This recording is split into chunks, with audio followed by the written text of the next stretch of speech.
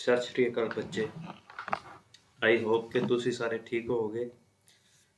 ਇਸ ਤੋਂ ਪਹਿਲਾਂ ਆਪਾਂ ਰਾਏ ਸੁਪਰੀਮ ਕੋਰਟ ਕਰਿਆ ਸੀ, ਬਿਲਕੁਲ same to same supreme court ਦੀ ਤਰ੍ਹਾਂ ਹੀ ਹੈ ਹਾਈ ਕੋਰਟ, ਬਸ ਥੋੜਾ ਜਿਹਾ ਆਪਾਂ ਓਵਰਵਿਊ ਹੀ ਲੈਣਾ ਹੈ। ਜੇਕਰ ਉਹ ਕਲੀਅਰ ਹੈ ਤਾਂ ਇਹ ਤੁਹਾਨੂੰ ਆਪਣੇ ਆਪ ਹੀ ਹੋ ਜਾਏਗਾ। ਠੀਕ ਹੈ, ਕੁਛ ਜ਼ਿਆਦਾ ਡਿਫਰੈਂਸ ਨਹੀਂ ਹੈਗਾ ਇਹਦੇ ਵਿੱਚ, ਬਿਲਕੁਲ ਸਿੰਪਲ ਜਿਹਾ। ਫਸਟ ਹੈ ਰਾਜੇ ਆਪਣੇ ਕੋਲ in the Indian single integrated judicial system. ਮਤਲਬ ਭਾਰਤ ਦੇ ਵਿੱਚ ਕੀ ਸਿੰਗਲ ਇੰਟੀਗ੍ਰੇਟਡ ਜੁਡੀਸ਼ੀਅਲ, ਸਭ ਤੋਂ ਪਹਿਲਾਂ ਸੁਪਰੀਮ ਕੋਰਟ, ਉਸ ਤੋਂ ਨੀਚੇ ਹਾਈ ਕੋਰਟ, ਉਸ ਤੋਂ ਨੀਚੇ ਡਿਸਟ੍ਰਿਕਟ ਕੋਰਟ ਆ ਜਾਂਦੇ ਨੇ। ਠੀਕ ਹੈ ਰਾਜੇ। ਜੇਕਰ ਆਪਾਂ ਸਟੇਟ ਦੀ ਗੱਲ ਕਰੀਏ, ਜੇਕਰ ਪੂਰੇ ਇੰਡੀਆ ਦੀ ਗੱਲ ਕਰੀਏ, ਸਭ ਤੋਂ ਵੱਡੀ ਕੋਰਟ ਕਿਹੜੀ ਹੈ? Supreme court. ਜੇਕਰ ਸਟੇਟ ਦੀ ਗੱਲ ਕਰਾਂਗੇ, ਸਟੇਟ ਦੇ ਵਿੱਚ ਸਭ ਤੋਂ ਵੱਡੀ ਕੋਰਟ ਕਿਹੜੀ ਹੈ? High court. ਤੇ ਹਾਈ ਕੋਰਟ ਦੇ ਨੀਚੇ ਕਿਹੜੀਆਂ ਹੁੰਦੀਆਂ ਨੇ? ਸਬ ਆਰਡੀਨੇਟ ਕੋਰਟ ਬੋਲੇ ਜਾਂਦੇ, ਜਿਵੇਂ ਡਿਸਟ੍ਰਿਕਟ ਕੋਰਟ ਆ ਗਈ, ਸੈਸ਼ਨ ਕੋਰਟ, ਤੇ ਹੋਰ ਨੀਚੇ ਜਿਹੜੀਆਂ ਅਦਾਲਤਾਂ ਹੁੰਦੀਆਂ ਨੇ। ਠੀਕ ਹੈ, below the supreme court but above the subordinate court. ਮਤਲਬ ਕਹਿਣ ਦਾ ਮਤਲਬ ਕਿ ਸੁਪਰੀਮ ਕੋਰਟ ਤੋਂ ਥੱਲੇ ਹੁੰਦੀ ਹੈ ਤੇ ਬਾਕੀ ਕੋਰਟਾਂ ਤੋਂ ਉੱਪਰ ਆਈ ਹੈ। ਠੀਕ ਹੈ, ਬਾਕੀ ਕੋਰਟਾਂ ਤੋਂ ਉੱਪਰ ਹੈ ਤੇ ਸੁਪਰੀਮ ਕੋਰਟ ਤੋਂ ਥੱਲੇ। ਦਾ ਹਾਈ ਕੋਰਟ ਆਕੂਪਾਈ ਦਾ ਟੌਪ ਪੋਜੀਸ਼ਨ ਇਨ ਦਾ ਜੁਡੀਸ਼ੀਅਲ ਐਡਮਿਨਿਸਟ੍ਰੇਟਰ ਇਨ ਦਾ ਸਟੇਟ। ਸਟੇਟ ਦੇ ਵਿੱਚ ਸਭ ਤੋਂ ਵੱਡੀ ਕੋਰਟ ਕਿਹੜੀ ਹੈ? High court. ਠੀਕ ਹੈ, ਉਸ ਤੋਂ ਬਾਅਦ ਦਾ ਇੰਸਟੀਟਿਊਸ਼ਨ ਆਫ ਹਾਈ ਕੋਰਟ, ਮਤਲਬ ਜਿਹੜੀ ਸਭ ਤੋਂ ਪਹਿਲੀ ਹਾਈ ਕੋਰਟ 1862 ਦੇ ਵਿੱਚ ਬਣੀ ਸੀ। ਕਿੱਥੇ ਬਣੀ ਸੀ? ਕਲਕੱਤਾ, ਬੰਬੇ ਤੇ ਮਦਰਾਸ ਦੇ ਵਿੱਚ। ਤਿੰਨ ਹਾਈ ਕੋਰਟ ਬਣੀਆਂ ਸੀ 1862 ਦੇ ਵਿੱਚ। ਪਹਿਲੀ ਵਾਰ ਜਿਹੜੀਆਂ ਫਸਟ ਹਾਈ ਕੋਰਟ ਨੇ ਉਹ ਕਿਹੜੀਆਂ ਨੇ? ਕਲਕੱਤਾ, ਬੰਬੇ ਤੇ Madras. The constitution of India provide for a high court for each state. ਮਤਲਬ ਕਨਸਟੀਟਿਊਸ਼ਨ ਦੇ ਵਿੱਚ ਕੀ ਹੈ ਕਿ ਹਰੇਕ ਜਿਹੜੀ ਸਟੇਟ ਹੈ ਉਹਦੀ ਹਾਈ ਕੋਰਟ ਹੋਣੀ ਚਾਹੀਦੀ ਹੈ। ਠੀਕ ਹੈ, ਨੈਕਸਟ ਕੀ ਹੈ? ਇਹ ਜਿਹੜਾ ਆਪਣੇ ਕੋਲ ਇੱਕ ਕਨਸੈਪਟ ਆਪਾਂ ਗਵਰਨਰ ਦੇ ਵਿੱਚ ਵੀ ਕਰਿਆ ਸੀ ਕਿ ਜਿਹੜਾ ਗਵਰਨਰ ਹੈ ਦੋ ਜਾਂ ਦੋ ਤੋਂ ਜ਼ਿਆਦਾ ਸਟੇਟਾਂ ਦਾ ਇੱਕੋ ਗਵਰਨਰ ਹੋ ਸਕਦਾ ਹੈ। ਉਸੇ ਤਰ੍ਹਾਂ ਜੇਕਰ ਹਾਈ ਕੋਰਟ ਦੀ ਗੱਲ ਕਰੀਏ, ਹਾਈ ਕੋਰਟ ਵੀ ਦੋ ਜਾਂ ਦੋ ਤੋਂ ਪਲੱਸ ਜ਼ਿਆਦਾ ਸਟੇਟਾਂ ਦੀ ਇੱਕ ਹੋ ਸਕਦੀ ਹੈ। ਠੀਕ ਹੈ, ਜਿਵੇਂ ਆਪਾਂ ਗੱਲ ਕਰੀਏ ਆਪਣੇ ਵਾਲੀ ਜਿਹੜੀ Punjab and Haryana high court ਹੈ, ਇਹ ਕਿੰਨਾ ਦੀ ਹੈ? ਪੰਜਾਬ ਤੇ ਹਰਿਆਣਾ ਸਟੇਟ ਦੋਨਾਂ ਦੀ ਇਕੱਠੀ ਹਾਈ ਕੋਰਟ ਹੈ, ਜਿਹੜੀ ਚੰਡੀਗੜ੍ਹ ਦੇ ਵਿੱਚ ਸਥਿਤ ਹੈ। ਚੰਡੀਗੜ੍ਹ ਦੇ ਵਿੱਚ ਸਥਿਤ ਹੈ Punjab and Haryana high court. ਠੀਕ ਹੈ ਰਾਜੇ, ਇਹ ਕੀ ਹੈ? ਦੋ ਸਟੇਟਾਂ ਦੀ ਇੱਕੋ ਹੀ ਹਾਈ ਕੋਰਟ ਹੈ। 21 ਦੇ ਵਿੱਚ ਕਿਹਾ ਗਿਆ 7th ਕੰਸਟੀਟਿਊਸ਼ਨ ਅਮੈਂਡਮੈਂਟ ਐਕਟ 1956 ਦੇ ਵਿੱਚ ਇਹ ਕਿਹਾ ਗਿਆ ਸੀ ਕਿ ਦੋ ਜਾਂ ਦੋ ਤੋਂ ਜ਼ਿਆਦਾ ਸਟੇਟਾਂ ਦੀ ਇੱਕ ਹਾਈ ਕੋਰਟ ਹੋ ਸਕਦੀ ਹੈ। ਠੀਕ ਹੈ, ਐਟ ਪ੍ਰੈਜੈਂਟ ਜੇਕਰ ਹੁਣ ਦੀ ਗੱਲ ਕਰੀਏ 24 ਨਹੀਂ 25 ਨੇ। ਠੀਕ ਹੈ, ਹੁਣ ਕਿੰਨੀਆਂ ਨੇ ਆਪਣੇ ਕੋਲ? 25 ਹਾਈ ਕੋਰਟ ਨੇ। ਜਿਹੜੀ ਲਾਸਟ ਤੇ ਬਣੀ ਉਹ ਕਿਹੜੀ ਹੈ? ਤੇਲੰਗਾਨਾ ਲਾਸਟ ਤੇ ਜਿਹੜੀ ਬਣੀ ਹੈ ਉਹ ਕਿਹੜੀ ਆਪਣੇ ਕੋਲ? ਤੇਲੰਗਾਨਾ। ਠੀਕ ਹੈ ਰਾਜੇ, ਇਹ ਯਾਦ ਰੱਖ ਲਿਆ ਦੇ ਕਿ ਲਾਸਟ ਤੇ ਆਪਣੇ ਕੋਲ ਕਿਹੜੀ ਬਣੀ ਹੈ? Telangana high court. ਟੋਟਲ ਕਿੰਨੀਆਂ ਨੇ? 25। Out of them 4 are common high court. Delhi is the only UT and has a high court. ਮਤਲਬ ਇੱਕੋ ਹੀ ਯੂਟੀ ਹੈ ਜਿਹਦੀ ਹਾਈ ਕੋਰਟ ਉਹ ਕਿਹੜੀ ਆਪਣੀ? ਦਿੱਲੀ ਹੈ। ਬਾਕੀ ਕਿਸੇ ਵੀ ਯੂਟੀ ਦੀ ਹਾਈ ਕੋਰਟ ਨਹੀਂ ਹੈਗੀ। ਉਸ ਤੋਂ ਬਾਅਦ ਜੇਕਰ ਗੱਲ ਕਰੀਏ 4 ਆਪਣੇ ਕੋਲ ਹਾਈ ਕੋਰਟ ਨੇ ਜਿਹੜੀਆਂ ਕਾਮਨ ਨੇ, ਜਿਵੇਂ ਪੰਜਾਬ ਐਂਡ ਹਰਿਆਣਾ ਇੱਕ ਹੋ ਗਈ, ਉਸ ਤੋਂ ਬਾਅਦ 3 ਹੋਰ ਆ ਗਈਆਂ ਨੇ। ਠੀਕ ਹੈ, ਇਹ ਆਰਟੀਕਲ ਕੀ ਹੈ? 214 ਤੋਂ ਲੈ ਕੇ 231 ਤੱਕ ਪਾਰਟ 6 ਦੇ ਵਿੱਚ ਆਉਂਦਾ ਹੈ। ਮਤਲਬ ਹਾਈ ਕੋਰਟ ਵਾਲਾ ਕਨਸੈਪਟ ਕੀ ਹੈ? ਪਾਰਟ 6 ਦੇ ਵਿੱਚ ਆਉਂਦਾ ਹੈ। ਆਰਟੀਕਲ 214 ਤੋਂ ਲੈ ਕੇ 231 ਤੱਕ ਇੰਪੋਰਟੈਂਟ ਇਹ ਵਾਲਾ 214 ਤੋਂ ਲੈ ਕੇ 231 ਤੱਕ ਪਾਰਟ 6 ਦੇ ਅੰਡਰ ਆਉਂਦਾ ਹੈ ਹਾਈ ਕੋਰਟ। ਠੀਕ ਹੈ, ਨੈਕਸਟ ਹੈ ਆਰਗੇਨਾਈਜੇਸ਼ਨ ਆਫ ਹਾਈ ਕੋਰਟ। ਇਹਦੇ ਵਿੱਚ ਵੀ ਕੀ, ਜਿਵੇਂ ਆਪਾਂ ਸੁਪਰੀਮ ਕੋਰਟ ਵਾਲਾ ਦੇਖਿਆ ਸੀ, ਇੱਕ chief justice of high court ਹੋਏਗਾ ਹਾਈ ਕੋਰਟ ਦੇ ਵਿੱਚ, ਤੇ ਬਾਕੀ ਕੀ ਹੋਣਗੇ? ਅਦਰ ਜੱਜ ਹੋਣਗੇ। ਇਹ ਜੱਜਾਂ ਦੀ ਗਿਣਤੀ ਕਿੰਨੀ ਹੈ? ਇਹ ਹਰੇਕ ਸਟੇਟ ਦਾ ਅਲੱਗ-ਅਲੱਗ ਹੁੰਦਾ ਹੈ। ਠੀਕ ਹੈ ਰਾਜੇ, every high court consist of a chief justice and such other ਜੱਜ as the president may from time to time deems meet necessary appointed. ਠੀਕ ਹੈ, ਪਤਾ ਚੱਲਿਆ ਰਾਜੇ। ਮਤਲਬ ਹਾਈ ਕੋਰਟ ਵੀ ਇੱਕ chief justice of high court ਹੋਏਗਾ ਤੇ ਬਾਕੀ ਅਦਰ ਜੱਜ ਹੋਣਗੇ। ਸਹੁੰ ਕਿਸ ਤਰ੍ਹਾਂ ਦਵਾਈ ਜਾਂਦੀ? ਬਾਏ ਦਾ ਗਵਰਨਰ ਔਰ ਸਮ ਪਰਸਨ ਅਪੁਆਇੰਟਡ ਬਾਏ ਹਿਮ। ਜਿਵੇਂ ਸੁਪਰੀਮ ਕੋਰਟ ਦੇ ਵਿੱਚ ਪ੍ਰੈਜ਼ੀਡੈਂਟ ਕੰਮ ਕਰਦਾ ਸੀ, ਇਹਦੇ ਵਿੱਚ ਕੀ ਕਰੇਗਾ? ਗਵਰਨਰ ਕਰੇਗਾ। ਸਹੁੰ ਗਵਰਨਰ ਦੁਆਰਾ ਦਵਾਈ ਜਾਂਦੀ ਹੈ ਤੇ ਜਾਂ ਗਵਰਨਰ ਆਪਣੀ ਮਰਜ਼ੀ ਦੇ ਨਾਲ ਕਿਸੇ ਹੋਰ ਪਰਸਨ ਨੂੰ ਵੀ ਅਪੁਆਇੰਟ ਕਰ ਸਕਦਾ ਹੈ। ਤੇ ਜੱਜਾਂ ਦੀ ਨਿਯੁਕਤੀ ਕਿਸ ਤਰ੍ਹਾਂ ਹੁੰਦੀ ਹੈ? ਜੱਜ ਅਪੁਆਇੰਟ ਤਾਂ ਪ੍ਰੈਜ਼ੀਡੈਂਟ ਦੁਆਰਾ ਹੀ ਕੀਤੇ ਜਾਂਦੇ ਆ। ਸਾਰੇ ਜੱਜ ਪ੍ਰੈਜ਼ੀਡੈਂਟ ਦੁਆਰਾ ਹੀ ਅਪੁਆਇੰਟ ਕੀਤੇ ਜਾਂਦੇ ਨੇ। ਠੀਕ ਹੈ, the chief justice is appointed by the president after consultation with the chief justice of India and governor of the state। मतलब जेकर ਆਪਾਂ ਹਾਈ ਕੋਰਟ ਦਾ ਚੀਫ ਜੱਜ ਜੇਕਰ ਆਪਾਂ ਨਿਯੁਕਤ ਕਰਨਾ ਹੈ ਤਾਂ ਕੀ ਕਰਾਂਗੇ, ਚੀਫ ਜਸਟਿਸ ਆਫ ਇੰਡੀਆ ਦੀ ਸਲਾਹ ਦੇ ਨਾਲ ਐਂਡ ਹੋਰ ਕਿਹਦੀ ਸਲਾਹ ਲਈ ਜਾਏਗੀ, ਗਵਰਨਰ। ਜਿਹੜੀ ਸਟੇਟ ਦਾ ਚੀਫ ਜਸਟਿਸ ਆਪਾਂ ਨਿਯੁਕਤ ਕਰਨਾ ਹੈ, ਸਪੋਜ਼ ਕਰੋ Punjab and Haryana high court ਦਾ ਆਪਾਂ ਚੀਫ ਜਸਟਿਸ ਜਿਹੜਾ ਚੀਫ ਜਸਟਿਸ ਹੈ ਆਪਾਂ ਨਿਯੁਕਤ ਕਰਨਾ ਹੈ ਤਾਂ ਆਪਾਂ ਕਿਹਦੀ ਸਲਾਹ ਲਵਾਂਗੇ, ਇੱਕ ਤਾਂ ਚੀਫ ਜਸਟਿਸ ਆਫ ਇੰਡੀਆ, ਇੱਕ ਜਿਹੜਾ ਆਪਣੀ ਸਟੇਟ ਦਾ ਗਵਰਨਰ ਹੈ ਉਹਦੀ ਸਲਾਹ ਲਈ ਜਾਏਗੀ। ਠੀਕ ਹੈ, ਹੁਣ ਆਪਣਾ ਗਵਰਨਰ ਕੌਣ ਹੈ, ਚੇਂਜ ਹੀ ਹੋਇਆ ਹੁਣੇ ਹੀ, ਪੰਜਾਬ ਦਾ ਬਨਵਾਰੀ ਲਾਲ, ਬਨਵਾਰੀ ਲਾਲ ਜਿਹੜਾ ਆਪਣਾ ਹੁਣ ਗਵਰਨਰ ਹੈ। ਠੀਕ ਹੈ ਰਾਜੇ। ਫਾਰ ਅਪੋਇੰਟਮੈਂਟ ਆਫ ਅਦਰ ਜੱਜ the chief justice of the concerned high court is also consulted in case of a common high court for two or more state, the governor of all state concerned with the consultation of the president। मतलब कि ਇਹਦੇ ਚ ਵੀ ਉਹੀ ਕੁਛ ਹੈ, ਜੇਕਰ ਆਪਾਂ ਕਿਸੇ ਬਾਕੀ ਜੱਜਾਂ ਦੀ ਜੇਕਰ ਨਿਯੁਕਤੀ ਕਰਨੀ ਹੈ ਤਾਂ ਉਹ ਜਿਹੜੀ ਉਹ ਵਾਲੀ ਆਪਣੀ ਕੋਰਟ ਹੋਏਗੀ ਉਸ ਜੱਜ ਦੇ ਜਿਹੜੇ ਚੀਫ ਜਸਟਿਸ ਦੇ ਨਾਲ ਸਲਾਹ ਕਰਕੇ ਬਾਕੀ ਜੱਜਾਂ ਦੇ ਵੀ ਬਾਕੀ ਜੱਜਾਂ ਨੂੰ ਵੀ ਜਿਹੜਾ ਨਿਯੁਕਤ ਕੀਤਾ ਜਾਂਦਾ ਹੈ। ਠੀਕ ਹੈ ਰਾਜੇ। ਨੈਕਸਟ ਆਪਣੇ ਕੋਲ ਕੁਆਲੀਫਿਕੇਸ਼ਨ ਕੀ ਹੋਣੀ ਚਾਹੀਦੀ, ਕੁਆਲੀਫਿਕੇਸ਼ਨ ਸਭ ਤੋਂ ਪਹਿਲਾਂ ਸਿਟੀਜ਼ਨ ਇੰਡੀਆ ਦਾ ਹੋਣਾ ਚਾਹੀਦਾ। ਠੀਕ ਹੈ, ਤੇ ਜਾਂ ਕੀ ਹੈ, ਸ਼ੁੱਡ ਬੀ ਜੁਡੀਸ਼ੀਅਲ ਆਫਿਸ ਟੈਟਰੀ 10 ਸਾਲ ਤੱਕ ਜੁਡੀਸ਼ੀਅਲ ਆਫਿਸ ਦੇ ਵਿੱਚ ਰਿਹਾ ਹੋਵੇ, 10 ਸਾਲ ਤੱਕ ਜਾਂ ਤਾਂ ਵਕੀਲ ਰਿਹਾ ਹੋਏ ਹਾਈ ਕੋਰਟ ਦੇ ਵਿੱਚ ਜਾਂ ਕਿਸ ਜੁਡੀਸ਼ੀਅਲ ਦੇ ਵਿੱਚ ਜੱਜ ਵੀ, ਮਤਲਬ ਕਿਸੇ ਵੀ ਤਰ੍ਹਾਂ ਆਪਾਂ ਜੁਡੀਸ਼ੀਅਲ ਆਫਿਸ ਦੇ ਵਿੱਚ ਉਹ ਰਿਹਾ ਹੋਣਾ ਚਾਹੀਦਾ 10 ਸਾਲ। ਠੀਕ ਹੈ, ਜਾਂ ਕੀ ਹੈ, should B N advocate for a high court for 10 year, ਜਾਂ 10 ਸਾਲ ਹਾਈ ਕੋਰਟ ਦਾ ਜਿਹੜਾ ਐਡਵੋਕੇਟ ਰਿਹਾ ਹੋਵੇ। ਠੀਕ ਹੈ, unlike the case of the supreme court constitution make no provision appointment distinction, ਮਤਲਬ ਜਿਵੇਂ ਆਪਾਂ ਸੁਪਰੀਮ ਕੋਰਟ ਦੇ ਵਿੱਚ ਗੱਲ ਕਰੀ ਸੀ ਕਿ ਪ੍ਰੈਜ਼ੀਡੈਂਟ ਇੱਕ ਉਹਦੇ ਵਿੱਚ ਸੀ ਡਿਸਟਿੰਗਟ ਜੁਰਿਸਡਿਕਸ਼ਨ, ਮਤਲਬ ਪ੍ਰੈਜ਼ੀਡੈਂਟ ਨੂੰ ਜੇਕਰ ਲੱਗਦਾ ਹੈ ਆਪਣੀ ਮਰਜ਼ੀ ਦੇ ਨਾਲ ਵੀ ਸੁਪਰੀਮ ਕੋਰਟ ਦਾ ਜੱਜ ਬਣਾ ਸਕਦਾ, ਇਹਦੇ ਵਿੱਚ ਉਹ ਵਾਲਾ ਕਨਸੈਪਟ ਨਹੀਂ ਹੁੰਦਾ। ਠੀਕ ਹੈ, no provision for appointment of a distinguished jurisdiction as a judge of a high court। ਠੀਕ ਹੈ, ਨੈਕਸਟ ਆਪਣੇ ਕੋਲ ਜੱਜਾਂ ਦਾ ਕਾਰਜਕਾਲ ਕਿੰਨਾ ਹੁੰਦਾ ਹੈ, ਸੁਪਰੀਮ ਕੋਰਟ ਦੇ ਕੇਸ ਵਿੱਚ ਕਿੰਨਾ ਸੀ, ਅਪ ਟੂ 65 ਸਾਲ ਦੀ ਉਮਰ ਤੱਕ, ਤੇ ਜੇਕਰ ਹਾਈ ਕੋਰਟ ਦੀ ਗੱਲ ਕਰੀਏ ਹਾਈ ਕੋਰਟ ਦੇ ਵਿੱਚ 62 ਸਾਲ ਦੀ ਉਮਰ ਤੱਕ। ਠੀਕ ਹੈ, ਵੈਸੇ ਆਪਣੇ ਕੋਲ ਕਾਰਜਕਾਲ ਕਨਸਟੀਟਿਊਸ਼ਨ ਦੇ ਵਿੱਚ ਫਿਕਸ ਨਹੀਂ ਹੈਗਾ, 62 ਸਾਲ ਦੀ ਉਮਰ ਤੱਕ ਪ੍ਰਾਪਤ ਹੋਣ ਤੱਕ ਆਉਂਦਾ ਸੰਭਾਲਦਾ ਹੈ।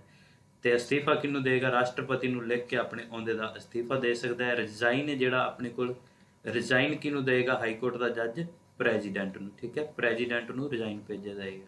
ਸੰਸਦ ਦੀ ਸਿਫਾਰਿਸ਼ ਤੇ ਉਸ ਨੂੰ ਰਾਸ਼ਟਰਪਤੀ ਦੁਆਰਾ ਆਪਣੇ ਅਹੁਦੇ ਤੋਂ ਹਟਾ ਦਿੱਤਾ ਜਾਂਦਾ ਹੈ। ਜੇਕਰ ਪਾਰਲੀਮੈਂਟ ਦੀ, ਮਤਲਬ ਪਾਰਲੀਮੈਂਟ ਦੀ ਸਲਾਹ ਦੇ ਨਾਲ ਹਾਈ ਕੋਰਟ ਦੇ ਜੱਜ ਨੂੰ ਵੀ ਹਟਾਇਆ ਜਾ ਸਕਦਾ ਹੈ। ਉਹ ਕੇਸ ਉਹੀ ਹੈ ਹਟਾਉਣ ਵਾਲਾ ਜਿਵੇਂ ਆਪਾਂ ਸੁਪਰੀਮ ਕੋਰਟ ਦੇ ਵਿੱਚ ਕਰਿਆ ਸੀ। ਠੀਕ ਹੈ, ਇਹ ਨਹੀਂ ਕਿ ਡਾਇਰੈਕਟ ਹੀ ਹਟਾ ਦਿੱਤਾ ਜਾਏਗਾ। ਜਿਹੜਾ ਆਪਾਂ ਪਿੱਛੇ ਕਰਿਆ ਸੁਪਰੀਮ ਕੋਰਟ ਦੇ ਕੇਸ ਵਿੱਚ ਕਿ ਇਹਨੂੰ ਹਟਾਉਣਾ ਕਿਵੇਂ, ਜਿਹੜੇ ਆਪਾਂ 7 ਸਟੈਪ ਕੀਤੇ ਸੀ ਉਹਦੇ ਅਕੋਰਡਿੰਗ ਹੀ ਹਾਈ ਕੋਰਟ ਦੇ ਜੱਜ ਨੂੰ ਵੀ ਹਟਾਇਆ ਜਾਂਦਾ ਹੈ। ਠੀਕ ਹੈ, ਜਦੋਂ ਸੁਪਰੀਮ ਕੋਰਟ ਦੇ ਜੱਜ ਵਜੋਂ ਨਿਯੁਕਤ ਹੁੰਦਾ ਹੈ ਤਾਂ ਉਹ ਆਪਣਾ ਅਹੁਦਾ ਖਾਲੀ ਕਰਦਾ ਹੈ ਤੇ ਹੋਰ ਹਾਈ ਕੋਰਟ ਵਿੱਚ ਤਬਦੀਲ ਹੋ ਜਾਂਦਾ ਹੈ। ਮਤਲਬ ਜੇਕਰ ਆਪਾਂ ਗੱਲ ਕਰਦੇ ਹਾਂ ਹਾਈ ਕੋਰਟ ਦੇ ਜੱਜ ਨੂੰ ਸੁਪਰੀਮ ਕੋਰਟ ਦੇ ਜੱਜ ਦੇ ਵਿੱਚ ਟ੍ਰਾਂਸਫਰ ਕਰਿਆ ਜਾਂਦਾ, ਸੁਪਰੀਮ ਕੋਰਟ ਦੇ ਜੱਜ ਦੇ ਵਿੱਚ ਭੇਜਿਆ ਜਾਂਦਾ ਤੇ ਇਹ ਵਾਲਾ ਅਹੁਦਾ ਖਾਲੀ ਹੋ ਜਾਂਦਾ ਤੇ ਇਹਦੀ ਜਗ੍ਹਾ ਤੇ ਕੋਈ ਹੋਰ ਆ ਸਕਦਾ। ਆਪਾਂ ਇਹ ਕਹਿ ਸਕਦੇ ਹਾਂ ਕਿ ਇੱਕ ਬੰਦਾ 2 ਸਰਕਾਰੀ ਅਹੁਦਿਆਂ ਤੇ ਨਹੀਂ ਰਹਿ ਸਕਦਾ ਇੱਕੋ ਟਾਈਮ ਤੇ। ਠੀਕ ਹੈ, ਰਿਮੂਵਲ ਆਫ ਜੱਜ ਨੂੰ ਹਟਾਉਣਾ ਤਾਂ ਸੇਮ ਪ੍ਰੋਸੈਸ ਹੈ ਜਿਹੜਾ ਸੁਪਰੀਮ ਕੋਰਟ ਵਾਲਾ। ਠੀਕ ਹੈ, ਜੇਕਰ ਕਿਸੇ ਜੱਜ ਦੀ ਟ੍ਰਾਂਸਫਰ ਕਰਨੀ ਹੈ, ਰਾਸ਼ਟਰਪਤੀ ਇੱਕ ਜੱਜ ਨੂੰ ਇੱਕ ਹਾਈ ਕੋਰਟ ਤੋਂ ਦੂਸਰੇ ਹਾਈ ਕੋਰਟ ਵਿੱਚ ਟ੍ਰਾਂਸਫਰ ਕਰ ਸਕਦਾ ਚੀਫ ਜਸਟਿਸ ਆਫ ਇੰਡੀਆ ਦੀ ਸਲਾਹ ਦੇ ਨਾਲ।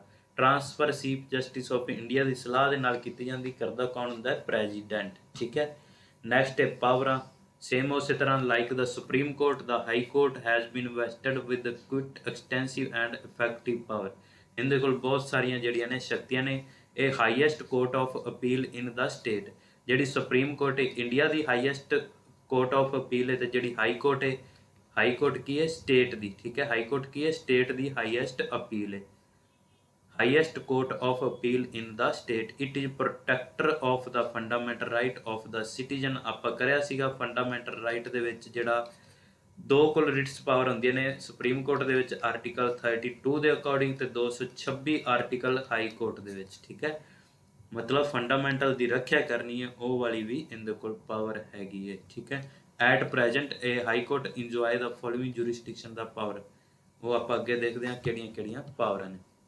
ਸਭ ਤੋਂ ਪਹਿਲਾਂ ਉਹੀ ਓਰੀਜਨਲ ਜੁਰਿਸਡਿਕਸ਼ਨ, ਸੁਪਰੀਮ ਕੋਰਟ ਦੇ ਵਿੱਚ ਕੀ ਸੀਗਾ, ਸੈਂਟਰ ਤੇ ਸਟੇਟ ਦੇ ਵਿਚਕਾਰ ਡਿਸਪਿਊਟ ਹੋ ਜਾਏ ਜਾਂ ਦੋ ਸਟੇਟਾਂ ਦੇ ਵਿਚਕਾਰ ਡਿਸਪਿਊਟ ਹੋ ਜਾਏ। ਤੇ ਹਾਈ ਕੋਰਟ ਦੇ ਵਿੱਚ ਕੀ ਹੈ, ਹਾਈ ਕੋਰਟ ਦੇ ਵਿੱਚ ਕੀ ਹੈ ਰਾਜੇ, ਜੇਕਰ ਆਪਣਾ ਸਪੋਜ਼ ਕਰੋ ਕੰਸਟੀਟਿਊਸ਼ਨ ਦੀ ਉਲੰਘਣਾ ਕਰ ਰਿਹਾ ਹੈ ਤਾਂ ਆਪਾਂ ਹਾਈ ਕੋਰਟ ਦੇ ਵਿੱਚ ਜਾ ਸਕਦੇ ਹਾਂ, ਜਾਂ ਆਪਾਂ ਕਹਿ ਸਕਦੇ ਹਾਂ ਸੰਸਦ ਤੇ ਜਿਹੜੀ ਰਾਜ ਵਿਧਾਨ ਸਭਾਵਾਂ ਦੇ ਮੈਂਬਰਾਂ ਦੇ ਚੋਣ ਸੰਬੰਧਤ ਕੋਈ ਵਿਵਾਦ ਹੋਏ ਜਾਂ ਕੋਈ ਐਮਐਲਏ ਦੇ ਵਿਚਕਾਰ ਵਿਵਾਦ ਹੋਏ ਤਾਂ ਆਪਾਂ ਕੀ ਹੈ ਹਾਈ ਕੋਰਟ ਦੇ ਵਿੱਚ ਜਾ ਸਕਦੇ ਹਾਂ। ਪੜ੍ਹਦੇ ਹਾਂ ਕੀ ਲਿਖਿਆ ਹੈ, ਪ੍ਰਸ਼ੰਸਾ, ਇੱਛਾ, ਵਿਆਹ, ਤਲਾਕ, ਕੰਪਨੀ ਕਾਨੂੰਨ ਅਤੇ ਅਦਾਲਤ ਦੀ ਨਫ਼ਰਤ ਦੇ ਮਾਮਲੇ ਵਿੱਚ। ਮਤਲਬ ਕਿ ਕੋਈ ਵੀ ਕਿਸੇ ਤਰ੍ਹਾਂ ਡਿਵੋਰਸ, ਕੰਪਨੀ ਲਾ ਜਾਂ ਕੋਈ ਕੰਟੈਂਪਟ ਆਫ ਕੋਰਟ ਮਤਲਬ ਮੈਰਿਜ ਦੇ ਕਿਸੇ ਵੀ ਤਰ੍ਹਾਂ ਦਾ ਕੋਈ ਹੋਏ ਤਾਂ ਆਪਾਂ ਹਾਈ ਕੋਰਟ ਦੇ ਵਿੱਚ ਜਾ ਸਕਦੇ ਹਾਂ, ਓਰੀਜਨਲ ਜੁਰਿਸਡਿਕਸ਼ਨ ਦੇ ਅੰਡਰ ਆਏਗਾ ਉਹ ਵਾਲਾ, ਠੀਕ ਹੈ। Dispute relating to the election of member of parliament, ਜਿਹੜੇ ਆਪਣੇ ਮੈਂਬਰ ਆਫ ਪਾਰਲੀਮੈਂਟ ਵਾਲੇ ਇਲੈਕਸ਼ਨ ਹੁੰਦੇ ਨੇ, ਜਿਵੇਂ ਐਮਐਲਏ ਦੇ ਇਲੈਕਸ਼ਨ ਹੋ ਗਿਆ, ਵਿਧਾਨ ਪਰਿਸ਼ਦ ਵਿਧਾਨ ਸਭਾ ਦੇ, ਉਹਦੇ ਰਿਗਾਰਡਿੰਗ ਜੇਕਰ ਡਿਸਪਿਊਟ ਹੋ ਜਾਏ ਤਾਂ ਆਪਾਂ ਹਾਈ ਕੋਰਟ ਦੇ ਵਿੱਚ ਜਾਵਾਂਗੇ, ਉਹ ਕਿਹਦੇ ਅੰਡਰ ਹੋਏਗਾ, ਓਰੀਜਨਲ ਜੁਰਿਸਡਿਕਸ਼ਨ ਦੇ ਅੰਡਰ ਹੋਏਗਾ। ਉਸ ਤੋਂ ਬਾਅਦ ਰਿਟਸ ਨੇ, ਰਿਟਸ ਆਪਾਂ ਪਿੱਛੇ ਵੀ ਪੜ੍ਹਿਆ, ਆਰਟੀਕਲ 226 ਦੇ ਅੰਡਰ ਆਉਂਦੀਆਂ ਨੇ, ਉਹੀ ਨੇ ਹੈਬਸ ਕਾਰਪਸ, ਮੈਂਡੇਮਨ, ਸਰਸ਼ਿਓਰੀ, ਪ੍ਰੋਹਿਬਿਸ਼ਨ ਐਂਡ ਕਿਊਰੈਂਟੋ। ਸੁਪਰੀਮ ਕੋਰਟ ਵਾਲੇ ਸੇਮ ਹੀ ਹੈ, ਬਟ ਆਪਾਂ ਜੇਕਰ ਹਾਈ ਕੋਰਟ ਦੇ ਵਿੱਚ ਜਾਣਾ ਹੈ ਤਾਂ 226 ਆਰਟੀਕਲ ਦੇ ਅਕੋਰਡਿੰਗ ਹਾਈ ਕੋਰਟ ਦੇ ਵਿੱਚ ਜਾ ਸਕਦੇ ਹਾਂ। ਅਪੀਲੇਟ ਜੁਰਿਸਡਿਕਸ਼ਨ ਵੀ ਸੇਮ ਉਹੀ ਹੈ, ਮਤਲਬ ਜੇਕਰ ਇੰਡੀਆ ਦੀ ਗੱਲ ਕਰੀਏ ਹਾਈਐਸਟ ਅਪੀਲ ਖੇਤਰ ਕਿਹੜਾ ਹੈ, ਹਾਈਐਸਟ ਅਪੀਲ ਇੰਡੀਆ ਦੇ ਵਿੱਚ ਉਹ ਹੈ ਆਪਣੀ ਕੋਲ ਸੁਪਰੀਮ ਕੋਰਟ। ਜੇਕਰ ਸਟੇਟ ਦੇ ਵਿੱਚ ਦੇਖੀਏ, ਸਟੇਟ ਦੇ ਵਿੱਚ ਹਾਈਐਸਟ ਅਪੀਲ ਕੀ ਹੈ, ਹਾਈ ਕੋਰਟ ਹੈ ਆਪਣੀ, ਠੀਕ ਹੈ। A high court is primarily a court of appeal. It hear appeal against the judgment of subordinate court functioning in a territory jurisdiction. ਮਤਲਬ ਕਿ ਇਹ ਜਿਹੜੀਆਂ ਆਪਣੀ ਹਾਈ ਕੋਰਟ ਹੈ, ਪਹਿਲਾਂ ਉੱਪਰ ਸੁਪਰੀਮ ਕੋਰਟ ਹੈ, ਨੀਚੇ ਹਾਈ ਕੋਰਟ ਹੈ, ਤੇ ਹਾਈ ਕੋਰਟ ਦੇ ਨੀਚੇ ਕੀ ਨੇ, ਸਬ ਆਰਡੀਨੇਟ ਕੋਰਟ। ਮਤਲਬ ਜੇਕਰ ਇੱਥੇ ਸੁਣਵਾਈ ਨਹੀਂ ਹੋਈ ਸਬ ਆਰਡੀਨੇਟ ਕੋਰਟ ਦੇ ਵਿੱਚ, ਲੋਅਰ ਕੋਰਟ ਦੇ ਵਿੱਚ ਸੁਣਵਾਈ ਨਹੀਂ ਹੋਈ ਤਾਂ ਆਪਾਂ ਅਪੀਲ ਕਿੱਥੇ ਲਗਾਵਾਂਗੇ, ਹਾਈ ਕੋਰਟ ਦੇ ਵਿੱਚ। ਡਾਇਰੈਕਟ ਨਹੀਂ ਸਬ ਆਰਡੀਨੇਟ ਕੋਰਟ ਵਾਲੇ ਸੁਪਰੀਮ ਕੋਰਟ ਦੇ ਵਿੱਚ ਅਪੀਲ ਲਗਾ ਸਕਦੇ, ਪਹਿਲਾਂ ਹਾਈ ਕੋਰਟ ਦੇ ਵਿੱਚ ਅਪੀਲ ਲਗਾਈ ਜਾਏਗੀ, ਫਿਰ ਜੇਕਰ ਇੱਥੇ ਵੀ ਨਹੀਂ ਗੱਲ ਬਣਦੀ ਤਾਂ ਫਿਰ ਅੱਗੇ ਅਪੀਲ ਲਗਾਈ ਜਾਂਦੀ ਹੁੰਦੀ, ਠੀਕ ਹੈ। ਉਹੀ ਸਿਵਲ ਮੈਟਰ ਆ ਗਿਆ, ਕ੍ਰਿਮੀਨਲ ਮੈਟਰ ਆ ਗਿਆ, ਸੁਪਰਵਾਈਜ਼ਰੀ ਜੁਰਿਸਡਿਕਸ਼ਨ ਆ ਗਿਆ, ਅਪਰਾਧਿਕ ਮਾਮਲੇ, ਠੀਕ ਹੈ। ਉਸ ਤੋਂ ਬਾਅਦ ਸੁਪਰਵਾਈਜ਼ਰੀ ਅਧਿਕਾਰ ਖੇਤਰ। ਅੱਛਾ, ਸੁਪਰਵਾਈਜ਼ਰੀ ਅਧਿਕਾਰ ਖੇਤਰ ਅਧੀਨ ਅਦਾਲਤਾਂ, ਮਤਲਬ ਕਿ ਇਹ ਰਾਜ ਦੇ ਵਿੱਚ ਜਿਹੜੀ ਸਟੇਟ ਦੇ ਵਿੱਚ ਸਭ ਤੋਂ ਵੱਡੀ ਜਿਹੜੀ ਹੈ ਹਾਈ ਕੋਰਟ ਹੀ ਹੁੰਦੀ, ਇਹੀ ਕੁਛ ਹੀ ਲਿਖਿਆ ਹੈ, ਠੀਕ ਹੈ। ਉਪਰੋਕਤ ਜਿਵੇਂ ਕਿ ਅਧੀਨ ਆਯੋਜਿਤ ਅਦਾਲਤਾਂ ਉੱਤੇ ਇਸ ਦੇ ਅਪੀਲ ਖੇਤਰ ਅਤੇ ਸੁਪਰਵਾਈਜ਼ਰ ਅਧਿਕਾਰ ਖੇਤਰ ਤੋਂ ਇਲਾਵਾ ਇੱਕ ਉੱਚ ਅਦਾਲਤ ਦਾ ਪ੍ਰਬੰਧਕੀ ਨਿਯੰਤਰਣ ਹੁੰਦਾ ਹੈ, ਉਹਨਾਂ ਉੱਤੇ ਹੋਰ ਅਧਿਕਾਰ ਹੁੰਦੇ ਹਨ। ਉਹੀ ਕੁਛ ਹੀ ਰਾਜੇ ਲਿਖਿਆ ਹੈ, ਮਤਲਬ ਸੁਪਰਵਾਈਜ਼ਰੀ ਜਿਹੜੀ ਇਹਦੇ ਕੋਲ ਪਾਵਰ ਹੁੰਦੀ ਹੈ ਸਟੇਟ ਦੇ ਵਿੱਚ। ਨੈਕਸਟ ਹੈ ਕੰਟਰੋਲ ਓਵਰ ਸਬਆਰਡੀਨੇਟ ਕੋਰਟ, ਜਿਹੜੀਆਂ ਇਹਦੇ ਨੀਚੇ ਹਾਈ ਕੋਰਟ ਦੇ ਨੀਚੇ ਜਿੰਨੀਆਂ ਵੀ ਕੋਰਟ ਹੁੰਦੀਆਂ ਨੇ ਇਹਨਾਂ ਨੂੰ ਕੰਟਰੋਲ ਕੌਣ ਕਰਦੀ ਹੈ, ਹਾਈ ਕੋਰਟ ਕਰਦੀ ਹੈ। ਕੋਰਟ ਆਫ ਰਿਕਾਰਡ ਸੇਮ ਉਹੀ, ਮਤਲਬ ਜਿਹੜੀ ਕੋਰਟ ਹੈ ਇਹ ਰਿਕਾਰਡ ਰੱਖਦੀ ਹੈ ਜਿੰਨਾ ਵੀ ਕੁਛ ਹੋਏ ਇਹਦੇ ਵਿੱਚ ਮਰਡਰ ਵਗੈਰਾ ਦੇ।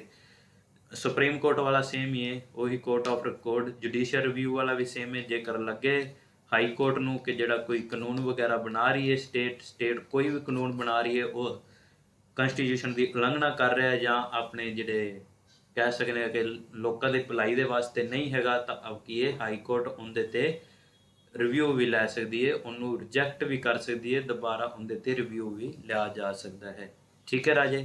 ਇਹ ਸੀ ਹਾਈ ਕੋਰਟ। ਹਾਈ ਕੋਰਟ ਵੀ ਕੰਪਲੀਟ ਹੈ ਆਪਣੀ, ਸੇਮ ਟੂ ਸੇਮ ਜਿਵੇਂ ਆਪਾਂ ਸੁਪਰੀਮ ਕੋਰਟ ਵਾਲਾ ਕਰਿਆ ਸੀ ਉਹਦੇ ਨਾਲ ਦਾ ਹੀ ਹੈ। ਤੇ ਜਿਹੜਾ ਲਾਸਟ ਲੈਕਚਰ ਹੈ ਤੁਹਾਡਾ ਉਹ ਕਿਹੜਾ ਹੈ, ਨਿਊਯਾਰਕ ਦਾ, ਉਹ ਵੀ ਤੁਹਾਨੂੰ ਮਿਲ ਜਾਏਗਾ। ਉਸ ਤੋਂ ਬਾਅਦ ਇੱਕ ਡੈਮੋਕ੍ਰੇਸੀ ਵਾਲਾ ਰਹਿੰਦਾ ਸੀ ਰਾਜੇ, ਡੈਮੋਕ੍ਰੇਸੀ।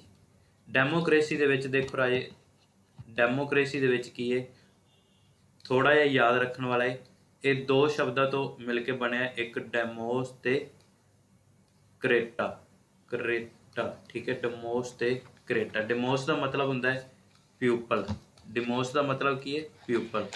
ਉਸ ਤੋਂ ਬਾਅਦ ਕਰੇਟਾ ਦਾ ਮਤਲਬ ਕੀ ਹੈ, ਰੂਲ ਜਾਂ ਲਾ, ਰੂਲ ਜਾਂ ਲਾ।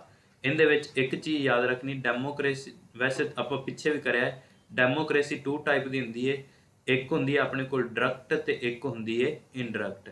ਡੈਮੋਕ੍ਰੇਸੀ 2 ਟਾਈਪ ਦੀ ਹੁੰਦੀ ਹੈ, ਕਿਹੜੀ ਕਿਹੜੀ, ਇੱਕ ਡਾਇਰੈਕਟ ਡੈਮੋਕ੍ਰੇਸੀ ਹੁੰਦੀ ਹੈ ਐਂਡ ਇੱਕ ਹੁੰਦੀ ਹੈ ਰਾਜੇ ਇਨਡਾਇਰੈਕਟ ਡੈਮੋਕ੍ਰੇਸੀ, ਠੀਕ ਹੈ। ਜਿਹੜੀ ਡਾਇਰੈਕਟ ਹੈ ਉਹ ਕਿੱਥੇ, ਸਵਿਟਜ਼ਰਲੈਂਡ ਦੇ ਵਿੱਚ, ਸਵਿਟਜ਼ਰਲੈਂਡ ਦੇ ਵਿੱਚ, ਜਿੱਥੇ ਛੋਟੀਆਂ ਕੰਟਰੀਆਂ ਨੇ ਉੱਥੇ ਡਾਇਰੈਕਟ ਡੈਮੋਕ੍ਰੇਸੀ ਹੈਗੀ ਹੈ, ਠੀਕ ਹੈ। ਜੇਕਰ ਆਪਾਂ ਇੰਡੀਆ ਦੀ ਗੱਲ ਕਰੀਏ, ਇੰਡੀਆ ਦੇ ਵਿੱਚ ਕੀ ਹੈ, ਇਨਡਾਇਰੈਕਟ। ਡਾਇਰੈਕਟ ਦੇ ਵਿੱਚ ਮਤਲਬ ਕਿ ਇਹ ਡਾਇਰੈਕਟ ਲੋਕਾਂ ਦੇ ਦੁਆਰਾ ਹੀ ਉੱਥੇ ਫੈਸਲੇ ਵਗੈਰਾ ਲੈ ਜਾਂਦੇ ਨੇ, ਪਹਿਲਾਂ ਲੋਕਾਂ ਦੇ ਕੋਲ ਪੁੱਛਿਆ ਜਾਂਦਾ ਹੈ, ਫਿਰ ਉੱਥੇ ਬਿੱਲ ਵਗੈਰਾ ਲਿਆ ਜਾਂਦੇ ਨੇ। ਇਨਡਾਇਰੈਕਟ ਮਤਲਬ ਇੱਥੇ ਆਪਾਂ ਆਪਣੇ ਦੁਆਰਾ ਜਿਹੜੇ ਚੁਣ ਕੇ ਭੇਜੇ ਹੋਏ ਨੁਮਾਇੰਦੇ ਨੇ ਉਹ ਅੱਗੇ ਜਾ ਕੇ ਕੋਈ ਵੀ ਜਿਹੜਾ ਬਿੱਲ ਲੈ ਕੇ ਆਉਂਦੇ ਨੇ। ਆਪਾਂ ਜੇਕਰ ਦੇਖੀਏ ਕੋਈ ਬਿੱਲ ਵਗੈਰਾ ਆਉਣਾ ਹੋਏ, ਕੋਈ ਕਾਨੂੰਨ ਆਉਂਦਾ ਹੈ, ਤਾਂ ਆਪਾਂ ਵੋਟਿੰਗ ਨਹੀਂ ਕਰਦੇ, ਜਿਹੜੇ ਆਪਣੇ ਦੁਆਰਾ MLA ਜਾਂ MP ਜਿਹੜੇ ਆਪਾਂ ਚੁਣ ਕੇ ਭੇਜੇ ਨੇ ਉਹ ਅੱਗੇ ਜਾ ਕੇ ਵੋਟਿੰਗ ਕਰਦੇ ਨੇ ਤੇ ਉਹੀ ਅੱਗੇ ਕਾਨੂੰਨ ਵਗੈਰਾ ਲੈ ਕੇ ਆਉਂਦੇ ਨੇ। ਇਹਨੂੰ ਆਪਾਂ ਬੋਲਦੇ ਆ ਇਨਡਾਇਰੈਕਟ। ਇਹਦੇ ਵਿੱਚ ਇੱਕ ਵਰਡ ਹੁੰਦਾ ਹੈ ਮਤਲਬ by the people, by the people, for the people, for the people and of the people. ਇਹ ਜਿਹੜੇ ਵਰਡ ਨੇ ਲੋਕਾਂ ਲਈ, ਲੋਕਾਂ ਦੀ ਤੇ ਲੋਕਾਂ ਰਾਹੀਂ, ਮਤਲਬ ਜਿਹੜੀ ਡੈਮੋਕ੍ਰੇਟਿਕ ਹੁੰਦੀ by the people, for the people, of the people. ਇਹ ਵਾਲਾ ਵਰਡ ਜਿਹੜੇ ਕਿਹਦੇ ਦੁਆਰਾ ਕਹੇ ਗਏ ਸੀ? ਅਬਰਾਹਿਮ ਲਿੰਕਨ, ਅਬਰਾਹਿਮ ਲਿੰਕਨ ਦੁਆਰਾ ਬੋਲੇ ਗਏ ਸੀ। ਠੀਕ ਹੈ, ਇਹ ਸੀ ਰਾਜਾ ਆਪਣਾ ਡੈਮੋਕ੍ਰੇਸੀ ਵਾਲਾ। ਇਹਦੇ 'ਚ ਇੰਨਾ ਵੀ ਕੁਛ ਹੀ ਪੜ੍ਹਨ ਵਾਲਾ ਹੈ, ਹੋਰ ਕੁਛ ਵੀ ਨਹੀਂ ਹੈ। ਜੇਕਰ ਕਿਸੇ ਨੂੰ ਕੋਈ ਡਾਊਟ ਹੋਏ ਤਾਂ WhatsApp ਤੇ ਤੁਸੀਂ ਕਰ ਸਕਦੇ ਹੋ ਮੈਸੇਜ, ਤਾਂ ਤੁਹਾਡਾ ਡਾਊਟ ਕਲੀਅਰ ਕਰਾਇਆ ਜਾਏਗਾ। ਥੈਂਕ ਯੂ ਰਾਜੇ।